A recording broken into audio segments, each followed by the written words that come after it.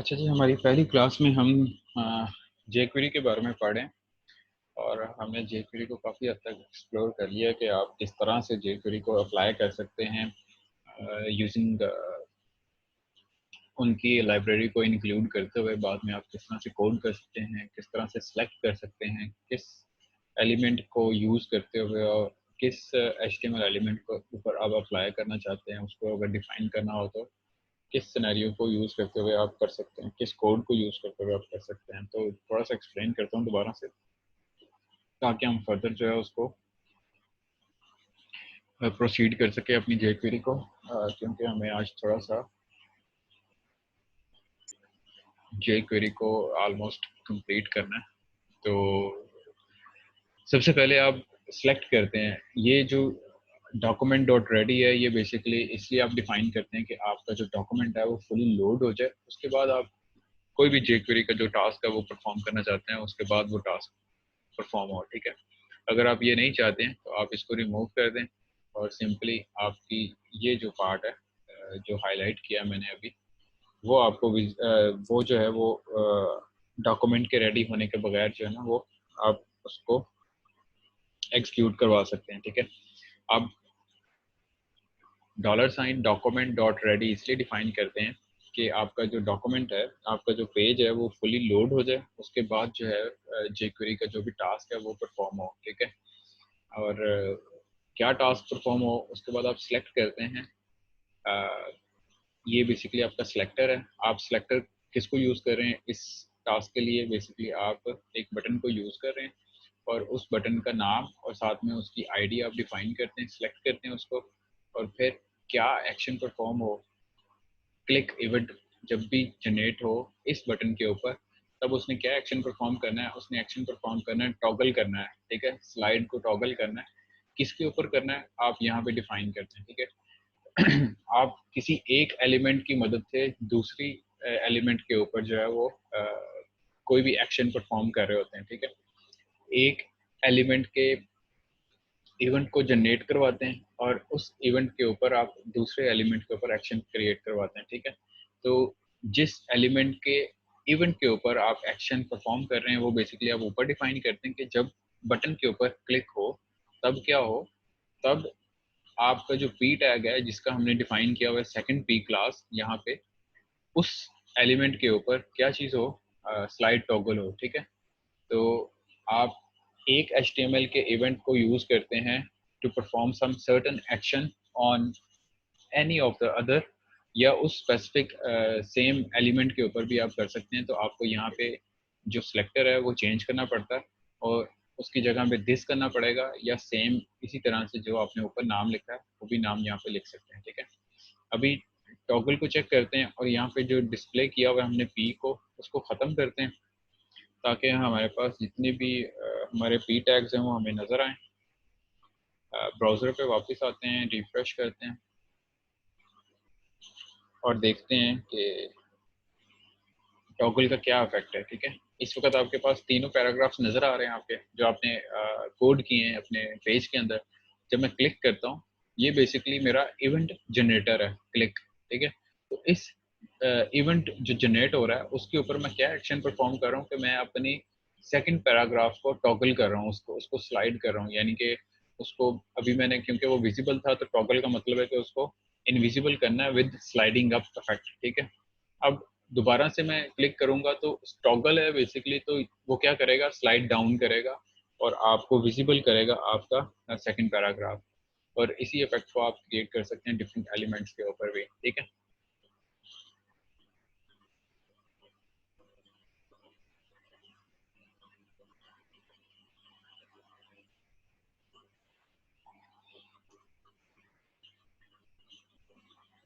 अच्छा जी, वापस आते हैं अपने कोड में और देखते हैं कि फर्दर आपके पास क्या मेथड्स अवेलेबल हैं।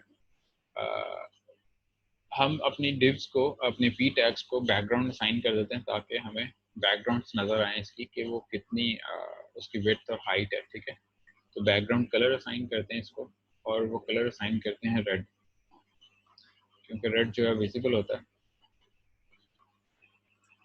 इसको मैं चेक कर लेता हूँ रिफ्रेश करके। ठीक है, और अब जो है वो हम करना ये चाह रहे हैं कि बेसिकली हम एनिमेट करना चाह रहे हैं। एनिमेट का एक मेथड होता है जिसको आप यूज़ कर सकते हैं, और इसकी हम विड्थ भी डिफाइन कर देते हैं ताकि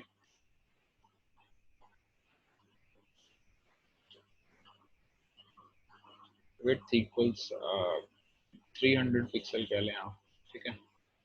तो विड्थ भी डिफाइन कर दिया है। हम इसको चेक कर लेते हैं हमारे ब्राउज़र पे एक दफ़ा कि क्या विजिबल हो रहा है, ठीक है। रिफ्रेश करता हूँ तो 300 जो है वो ऑलमोस्ट आपको सारे टेक्स्ट नज़र आ रहे हैं पैराग्राफ्स के। और वापस अपने कोड में आते हैं और इसी को यूज़ करते हुए मैं क्या करता हूँ, जब भी मेरा क्लिक हो तब क्या हो, या मैं ये कर सकता हूँ कि यहाँ पे चेंज कर सकता हूँ कि जो सिलेक्टर चेंज कर सकता हूँ मैं। मेरा फर्स्ट पी जो क्लास है उसके ऊपर जब मैं क्लिक करूँ P dot first class first P, ठीक है। अब मैंने क्या किया, सिलेक्टर चेंज कर लिया है जो जिसके ऊपर इवेंट जनरेट होगा, ठीक है। तो इवेंट जनरेटर मैंने चेंज कर लिया है। उसके ऊपर जब क्लिक हो तब क्या हो, किसके ऊपर एक्शन परफॉर्म करना है, सेकंड पी के ऊपर या थर्ड पी के ऊपर मैं एक्शन परफॉर्म करना चाहता हूँ, उसको मैंने एनिमेट करना है, ठीक है। ये मैं सारा रिमूव कर देता हूँ। मुझे एनिमेट करना है उसको, ठीक है। एक मेथड है एनिमेट का और ये सर्टेन प्रॉपर्टीज लेता है और उन प्रॉपर्टीज को आप यूज करते हैं, ठीक है। अब एनिमेट क्या करे इसमें, एनिमेट ये करे कि उसको उसको मूव करे टूवर्ड्स लेफ्ट। तो हम यहाँ पे लेफ्ट उसके एट्रीब्यूट डिफाइन करते हैं और साथ में 250 पिक्सल 250 पिक्सल उसको लेफ्ट कर दे, ठीक है। तो इसका इफेक्ट देखते हैं हम।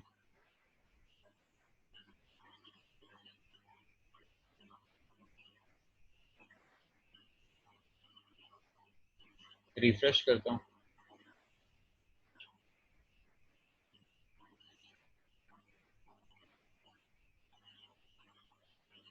ठीक है। और मेरा इवेंट जनरेटर क्या था, बेसिकली फर्स्ट पी था, ठीक है। तो मैं अब क्लिक के ऊपर जब प्रेस करूंगा तो कोई भी एक्शन जो है परफॉर्म नहीं होगा, ठीक है। क्योंकि अब इस वक्त क्लिक को मैंने एज अ इवेंट जनरेटर के तौर पे यूज़ नहीं किया। मैंने किसको यूज़ किया, मैंने फर्स्ट पैराग्राफ को यूज़ किया। तो फर्स्ट पैराग्राफ के ऊपर मैं क्लिक करता हूँ तो आप देखें कि आपके इसको इंस्ट्रक्ट करते हैं, ये ऑलरेडी लेफ्ट या इसकी जो पोजीशन है उसको थोड़ा सा चेंज करते हैं ताकि हमारा इफेक्ट क्रिएट हो सके। क्योंकि इसके ऊपर अप्लाई तो हो गया है लेफ्ट 250, ठीक है। रिफ्रेश करता हूँ दोबारा, ठीक है। इसके ऊपर अभी आप देखें कि इनलाइन कोई भी स्टाइल जो है डिफाइन नहीं है, लेकिन जब मैं इस पैराग्राफ 1 के ऊपर क्लिक करता हूँ तो आप देखें कि इसका जो इनलाइन स्टाइल है वो डिफाइन हो जाता है एज पर जो हमने jQuery के अंदर हमारे हेडर के अंदर स्क्रिप्ट पार्ट के अंदर डिफाइन किया है कि लेफ्ट जो है वो 250 हो जाए, ठीक है। इसकी पोजीशन को मुझे थोड़ा सा देखना पड़ेगा। पोजीशन एब्सोल्यूट, ठीक है। एब्सोल्यूट कर दिए तो उसकी पोजीशन चेंज हो गई है। और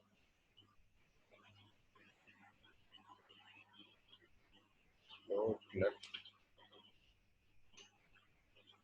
फ्लोट नन करते हैं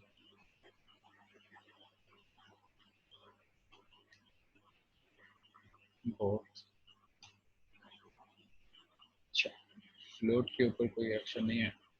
एनीवे हम ये देखते हैं कि ऊपर वाली दोनों डिव्स को हाइड करते हैं ताकि हमें इफेक्ट नज़र आ सके।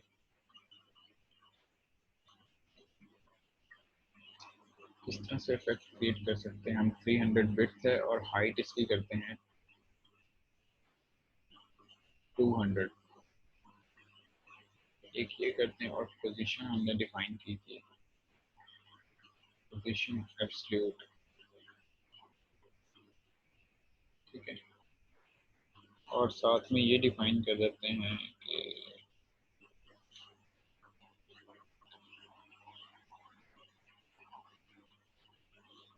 इसमें सेव करता हूँ, इसका इफेक्ट देखता हूँ क्या आ रहा है। ठीक है, मैंने सबको जो हाइट है वो डिफाइन कर दी है 200। अब देखें कि हर एक जो डिव आपकी पी एलिमेंट है वो एक दूसरे के ऊपर जो है वो क्रिएटेड हो गया है। डिस्प्ले ब्लॉक,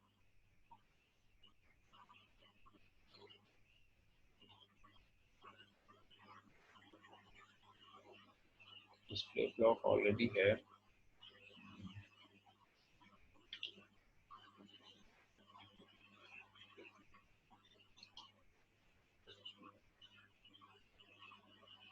इस इफेक्ट को क्रिएट करने के लिए, क्योंकि मैं प्रॉपर HTML टैग यूज नहीं कर रहा हूँ, लाइक मैंने कोई पेज नहीं ऐसा क्रिएट किया है जिसको मैंने सारी प्रॉपर्टीज को डिफाइन किया हो। ठीक है, तो मैं सिर्फ अभी एक पैराग्राफ यूज करता हूँ और दोबारा से क्लिक के ऊपर वापस चले जाता हूँ ताकि मैं आपको इसकी एनिमेट का इफेक्ट दिखा सकूँ कि क्या इफेक्ट आता है। ठीक है, बाद में आप जब आप एक प्रॉपर पेज बनाते हैं तब आप सभी के जो स्टाइल्स हैं उसको डिफाइन करते हैं, उसके अकॉर्डिंगली आपको हर एलिमेंट जो है इंडिविजुअली नज़र आ रहा होता है। ठीक है, तो मैं असल में टाइम वेस्ट नहीं करना चाह रहा, तो इनपुट हैश और बटन।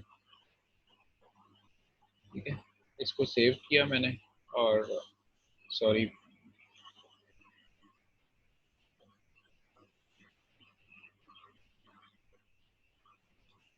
मैंने अपने दो जो पी टैग्स थे उसको रिमूव कर दिया यहाँ पे। ठीक है, और सिर्फ थर्ड पैराग्राफ को रहने दिया है और उसके ऊपर जो है डिफरेंट ये प्रॉपर्टीज असाइन की हैं, उसकी विड्थ को और उसकी हाइट को और उसकी पोजीशन को मैंने एब्सोल्यूट कर दिया ताकि मैं आपको इफेक्ट दिखा सकूँ एनिमेट का। ठीक है, और साथ में मैंने क्या किया है कि मैं पहले फर्स्ट पैराग्राफ को यूज़ कर रहा था एज अ इवेंट जनरेटर, तो मैंने दोबारा से क्लिक को यूज़ कर लिया है, बटन को। ठीक है, बटन के क्लिक को, और फर्दर थर्ड के ऊपर जो है वो मैं एक्शन परफॉर्म करने लगा हूँ। ठीक है, इसको जाके देखते हैं हमारे ब्राउज़र के अंदर, रिफ्रेश करता हूँ तो आपके पास इस वक्त थर्ड पैराग्राफ और साथ में बटन है। जब बटन के ऊपर क्लिक करता हूँ तो आप देखें कि वो जो पोजीशन है फ्रॉम 0 टू 250 उसको असाइन हो गया। ठीक है, और इसी तरह आप इसका साइज चेंज कर सकते हैं इसके अंदर, आप इसकी विड्थ और हाइट चेंज कर सकते हैं, आप इसकी ओपेसिटी उसको चेंज कर सकते हैं। ठीक है, और आप इसको मज़ीद जो है एनिमेट कर सकते हैं।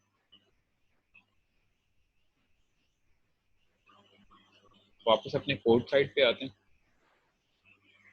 और देखते हैं कि हम एनिमेट में और क्या क्या कर सकते हैं। अच्छा, इसको बेस्ट वे तो ये है कि आप इस तरह से डिफाइन करें। ठीक है, और इसको भी एंटर कर दें और आपकी जो इंटेंशन है, आपने सारे टेक्स्ट को इंटेंट जो है वो प्रॉपरली किया हो ताकि आपको समझ आए कि ये इसका क्लोजिंग है, ये इस डॉलर साइन की ये क्लोजिंग है और इस डॉलर साइन की ये क्लोजिंग है। ठीक है, और ये नहीं आएगा, इसके बाद कॉमा, और आप नेक्स्ट प्रॉपर्टी जो है एट्रीब्यूट जो है उसको असाइन करते हैं। ठीक है, तो इसको हम करते हैं 500 कर देते हैं ताकि एक विजिबल इफेक्ट आए, और साथ में इसकी विड्थ और हाइट भी चेंज करते हैं। हमने विड्थ इसकी 300 रखी हुई है, हम इसकी विड्थ कर सकते हैं,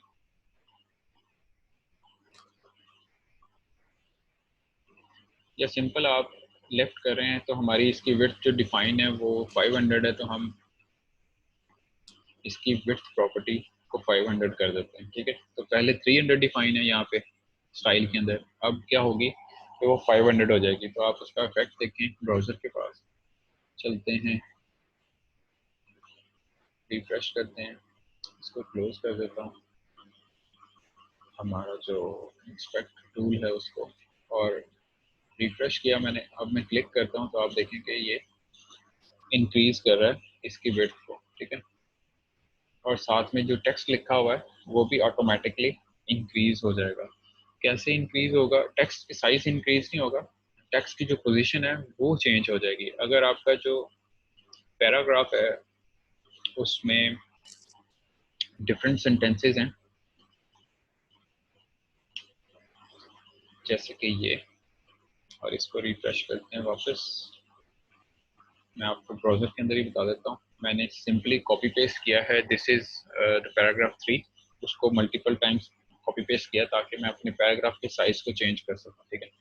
तो अभी क्या है कि पैराग्राफ का साइज ये है 300 बाई 200, तो जो भी टेक्स्ट इसमें लिखा जाएगा वो सारा इसी के अंदर रहेगा, ठीक है। तो जब इसका साइज इसकी विड्थ चेंज होगी या इसकी हाइट चेंज होगी तो उसके अकॉर्डिंग आपका जो टेक्स्ट की पोजीशन है वो भी चेंज हो जाएगी, ठीक है।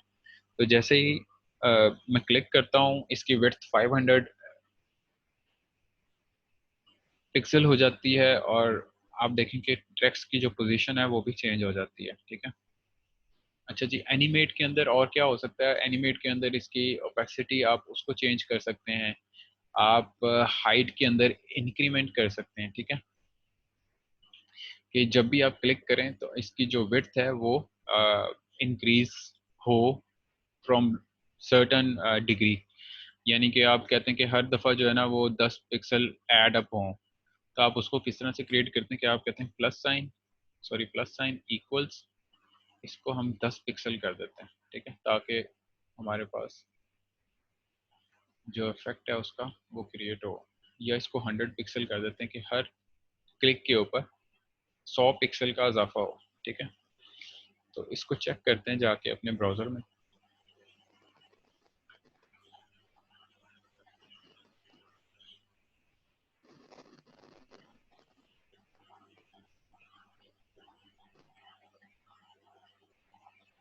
ठीक है, रिफ्रेश करता हूँ और क्लिक करता हूँ, आप इसका इफेक्ट देखें, ठीक है। ये 100 पिक्सल एड अप हो गए, ठीक है। और फिर क्लिक करता हूँ, फिर 100 पिक्सल जो है ना वो लास्ट स्टेट के अंदर इंक्रीमेंट हो गया 100 का, ठीक है। और ऐसे ही इसको प्रेस करता जाता हूँ तो 100 पिक्सल जो है वो ऐड होते जाते हैं, ठीक है, हर क्लिक के ऊपर, ठीक है। इररिस्पेक्टिव ऑफ कि आपकी विंडो साइज क्या है, आपकी स्क्रीन साइज क्या है, ये इंक्रीज करता जाएगा, ठीक है। और आप देखें कि आपके पास अभी अब स्क्रॉल बार भी नीचे आना शुरू हो गई है, ठीक है। और जो पहले हमने डिफाइन किया था विद ओनली 500, जिसके साथ हमने प्लस साइन और इक्वल्स नहीं यूज किया था, वो सिंपल क्या करता है कि उसकी विड्थ को फिक्स कर देता है। जब भी आप क्लिक करेंगे वो फिक्स कर देगा 500, ठीक है। तो इंक्रीमेंट नहीं करता उसके अंदर, बल्कि प्रॉपर्टी को ओवरऑल चेंज कर देता है। रिफ्रेश करता हूँ, क्लिक करता हूँ, इसने 500 ट्रांसफॉर्म कर दिया, एनिमेट कर दिया, और फर्दर क्लिक्स के ऊपर ये 500 ही उसको रहने देगा, उसको इंक्रीज नहीं करेगा, ठीक है। अच्छा जी, अब ये देखते हैं कि एनिमेट के अंदर फर्दर आप क्या क्या चीज़ें जो है वो कर सकते हैं, ठीक है। ये मैंने बताया कि आप ओपेसिटी उसकी वो डिफाइन कर सकते हैं, और साथ में इस प्रोसेस को कितना वो स्पीड देना चाहते हैं आप, उसकी एनिमेशन की स्पीड कितनी हो, आप वो डिफाइन कर सकते हैं, ठीक है। आप वो यहाँ पे डिफाइन करते हैं आफ्टर दिस ब्रैकेट, और मैं यहाँ पे 5000 लिखता हूँ ताकि स्लोली इफेक्ट आपके पास विजिबल हो। वापस चलते हैं अपने ब्राउज़र पे और ये इफेक्ट देखते हैं। रिफ्रेश करता हूँ, क्लिक करता हूँ,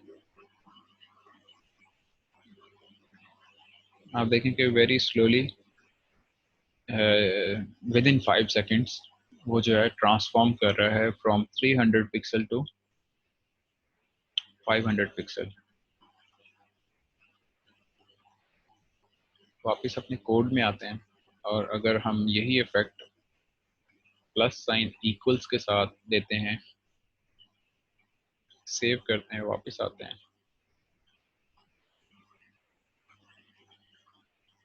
रिफ्रेश करता हूँ, क्लिक करता हूँ, ठीक है।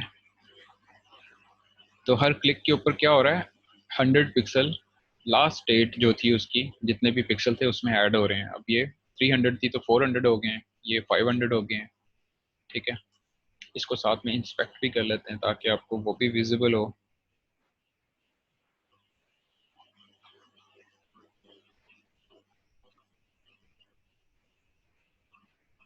इस वक्त इसकी जो विड्थ है वो 500 है, ठीक है। मैं क्लिक करूंगा तो इसकी विड्थ यहाँ पे देखें वो इंक्रीज कर रही है,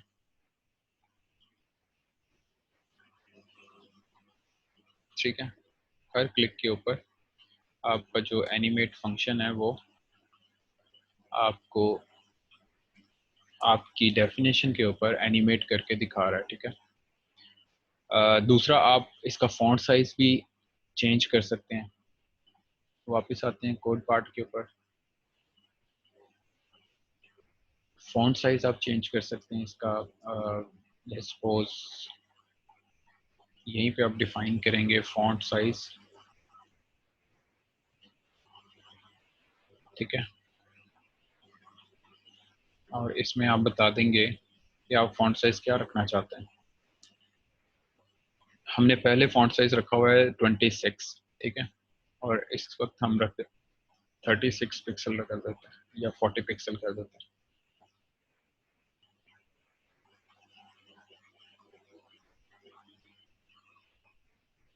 दोबारा से मैं अपने ब्राउज़र के ऊपर आता हूँ, रिफ्रेश करता हूँ। अब क्या होगा कि इसका साइज भी इंक्रीज होगा, width of the this P tag, और साथ में क्या होगा इसका फॉन्ट साइज भी इंक्रीज होगा। अब देखें कि आपका फॉन्ट साइज भी वो 40 पे इंक्रीज हो गया है, ठीक है। अब मैं दोबारा क्लिक करता हूँ तो क्या होना चाहिए, क्योंकि हमने डिफाइन किया हुआ है कि फॉन्ट साइज 40 होगा और विड्थ जो है ना वो 100 प्लस होगी, तो फॉन्ट साइज अब 40 ही रहेगा और विड्थ जो है वो 500 हो जाएगी, ठीक है।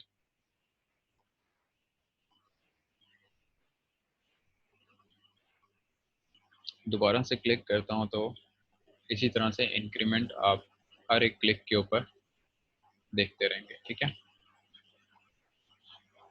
इसी तरह से आप इसकी हाइट डिफाइन कर सकते हैं, ओपेसिटी वो डिफाइन कर सकते हैं।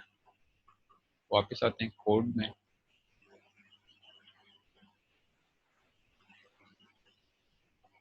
आप जो भी डिफाइन करना चाहते हैं वो कॉमा के साथ आप सेपरेट करेंगे। Height colon in single inverted comma है, उसके अंदर आप डिफाइन कर देंगे इसकी हाइट को।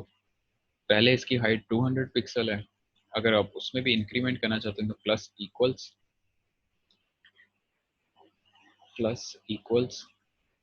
100 पिक्सल, ठीक है। आप इसकी ओपेसिटी वो चेंज कर सकते हैं।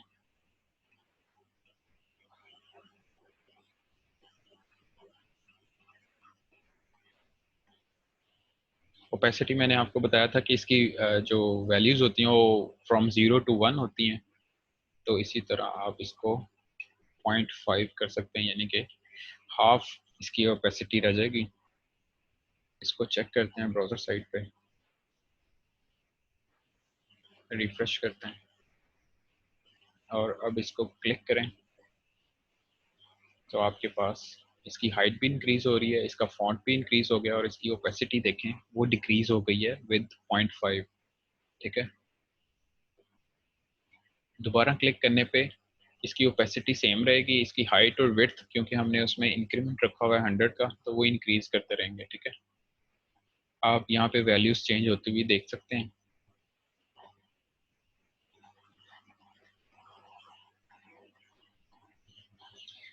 आप लोगों का यहाँ तक कोई क्वेश्चन है तो आप पूछ सकते हैं, अदरवाइज हम नेक्स्ट मूव करते हैं हमारे एडवांस लेवल के ऊपर। जितने भी मेथड्स हैं आप उसको एक्सप्लोर कर सकते हैं कि आप क्या क्या काम कर सकते हैं। उसके बारे में मैं आपको सजेशन दूंगा कि jquery.com वेबसाइट है जो कि jQuery की जहाँ पे लाइब्रेरी है एक्चुअल में, वो आप यूज़ कर सकते हैं। उसको भी हम देखते हैं एडवांस लेवल में भी हम उसको एक्सप्लोर करते हैं कि हमें क्या क्या चीज़ें जो है वहाँ पे अवेलेबल हैं। अगर आप लोगों का यहाँ तक कोई क्वेश्चन है तो आप पूछ सकते हैं।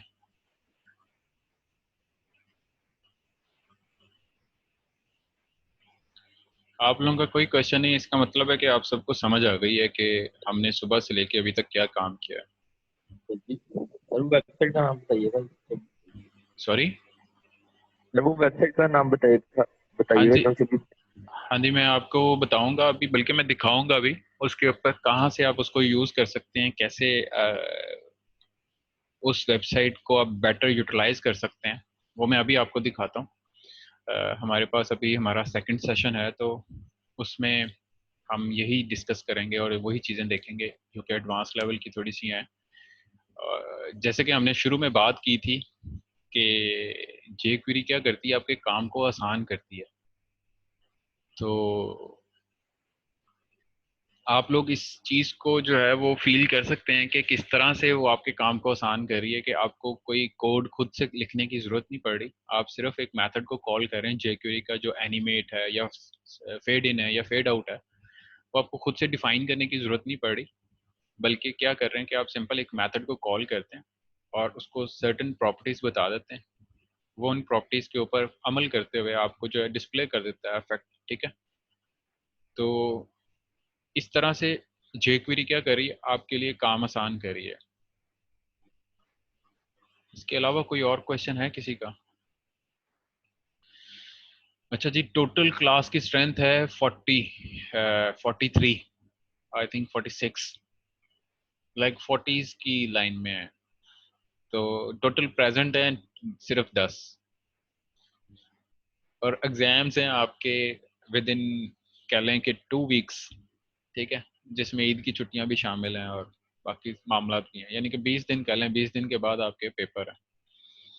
और ये हालात हैं कि स्टूडेंट्स जो है ना, वो ना तो क्लासेस का रुख है, ना ही कोई असाइनमेंट का कोई अता पता है। बहुत बुरे हालात हैं आप लोगों के, और है भी ऑनलाइन। आपका मिड है, तो हम लोग सिर्फ जनरेट करने वाले होंगे, मार्क्स लेने वाले आप खुद हैं।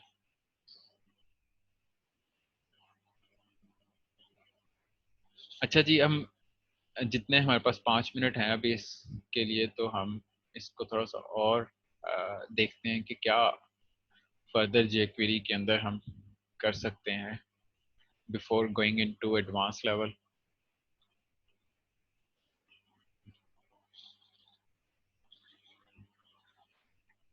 अच्छा जी, आप ड्रैग कर सकते हैं अपने इस कंपोनेंट को, जो कि आपको विजिबल है इस वक्त, in a form of this P tag, जो कि रेड पार्ट है आपका, रेड बैकग्राउंड नज़र आ रही है।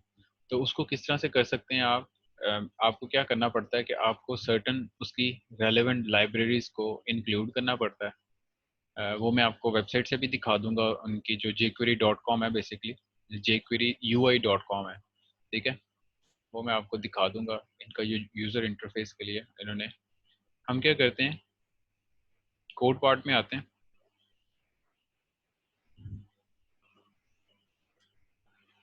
कोड पार्ट में आते हैं और आपको दिखाते हैं कि दो लाइब्रेरीज जो मैंने इंपोर्ट की हैं अभी, वो आप यहाँ पे डिफाइन कर सकते हैं। ठीक है, आपने सिर्फ इसको इंक्लूड करना होता है, और उसके बाद आप ये कर सकते हैं कि इस एलिमेंट को, जो कि आपका पी टैग है, उसको आप ड्रैगेबल बना सकते हैं। ठीक है, वो आप कैसे कर सकते हैं? वो आप ऐसे कर सकते हैं कि आप एक छोटा सा कोड लिखेंगे, $, ठीक है, इसमें आप लिखेंगे फंक्शन, और इस फंक्शन के अंदर आप डिफाइन कर देंगे कि आप क्या करना चाहते हैं। ठीक है, अब इस फंक्शन में और ऊपर वाले फंक्शन में क्या फ़र्क है कि ऊपर वाला फंक्शन डॉक्यूमेंट को लोड होने देता है, और ये वाला फंक्शन डॉक्यूमेंट को लोड हुए बगैर जो है वो ऑपरेशन परफॉर्म करेगा जो आप डिफाइन करेंगे। ठीक है, इसमें हम जो भी सिलेक्टर जिसके ऊपर ऑपरेशन परफॉर्म करना चाहते हैं वो बताएंगे। ठीक है, इसमें आपने इवेंट कोई नहीं बताया कि किस इवेंट के ऊपर ये एक्शन परफॉर्म हो। ठीक है, क्योंकि आप करना करना ये चाह रहे हैं कि हम इसको ड्रैग कर सकें। तो सॉरी, थर्ड पी इसकी क्लास का नाम है, और किस तरह से हम इसको ड्रैग करेंगे, एक सिंपल मेथड है ड्रैगेबल का, DRH। ठीक है, ड्रैगेबल, और इसको हम कॉल करेंगे सिंपली, सेमीकोलन लास्ट पे लगाएंगे, इसके भी सेमीकोलन आ जाएगा। सेव करते हैं इसको, और इसको करते हैं हम रिफ्रेश हमारे ब्राउज़र में और देखते हैं इसका इफेक्ट क्या है। मैंने रिफ्रेश किया है पेज को, ठीक है। आप देखें कि वो रीसाइज हो गया है टू द डिफ़ॉल्ट वैल्यू। अब मैं इसको ड्रैग कर सकता हूँ, ये देखें मैंने इसके ऊपर क्लिक किया और इसको ड्रैग कर सकता हूँ इस बॉडी के अंदर, आप देख रहे हैं। तो सिंपली मैंने क्या किया, एक सिर्फ फंक्शन को कॉल किया यूजिंग सर्टेन लाइब्रेरीज, और इस यूआई को मैं यूज़र इंटरफेस को ड्रैग कर सकता हूँ और मैं कहीं भी प्लेस कर सकता हूँ इसको, ठीक है। और उसके अकॉर्डिंग आप देखेंगे कि इसकी जो प्रॉपर्टीज़ हैं वो अपडेट होती जाएंगी।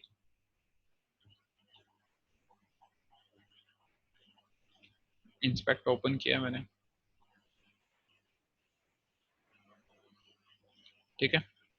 इसकी लेफ्ट और टॉप ऑटोमेटिकली चेंज होगी जब मैं इसको ड्रैग कर रहा हूँ, ठीक है। कहाँ पे लेके जा रहा हूँ उसके अकॉर्डिंगली ये अपडेट होती जाएंगी, टॉप एंड लेफ्ट, ठीक है। सबसे यहाँ पे ले आऊँगा तो ये 0 0 के करीब आ जाएंगे, ठीक है। Even top is in minus, तो इसको थोड़ा सा नीचे कर लेते हैं।